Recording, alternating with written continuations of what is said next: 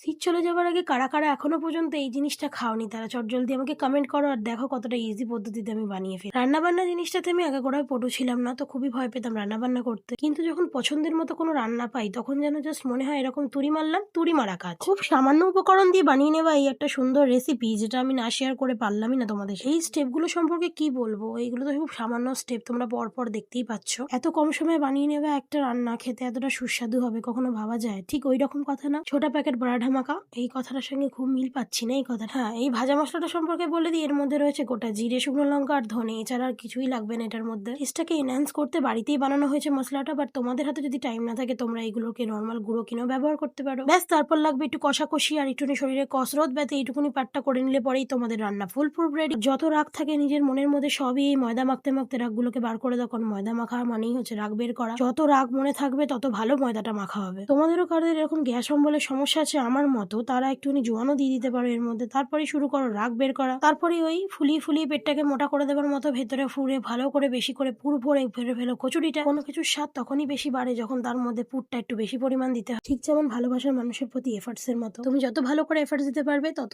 ভালো সেই ভালোবাসাটা জমবে। সেম এসে কচুরিতে পুর ভরার মতো, আর কিছুই না, খুবই সিম্পল। জীবনে আমি যা পাপ করেছি, নরকে গিয়ে যেভাবে আমাকে ভাজা হবে সেইভাবেই আমি গরম তেলের মধ্যে কচুরিগুলোকে জাস্ট ভেজে নিচ্ছি। বেলা নিয়ে নো কমেন্টস, কারণ বেলতে আমিও সেরকম ভালো পারি না, বাট এখন অনেকটাই শিখে গেছি। আবার নিয়ে হলো স্বাদে কিরকম বেলতে হবে কি না বলতে হবে, গোলই হতে হবে চাঁদের মতো, এটা কোনো কারণ নেই। কথাটা খানিকটা এরকম শোনালো না, নাচতে না জানলে উঠুন বাঁকা। রেসিপিটা আর কি ওই রকম টাইপেরই কিছু একটা করলাম আমি হরে ঘরে। জীবনে কোনো কাজই প্রথমে একদমই সে পারফেক্ট হয় না, সেটা হচ্ছে সেকেন্ড বার লুচি ভাজাটা নিয়ে আমি প্রুফ করলাম। দেন একটা স্যাটিসফ্যাকশনের জন্য এমন কোনো মানুষকে খাওয়াবে যে কোনোদিনই তোমার খাবারকে খারাপ বলতে পারবে না। দেন তারপর আর কি করবে, নিজে খেয়ে স্যাটিসফাই হয়ে যাবে। আর ভিডিওটা ভালো লাগে সাবস্ক্রাইব করে নেবে একটা।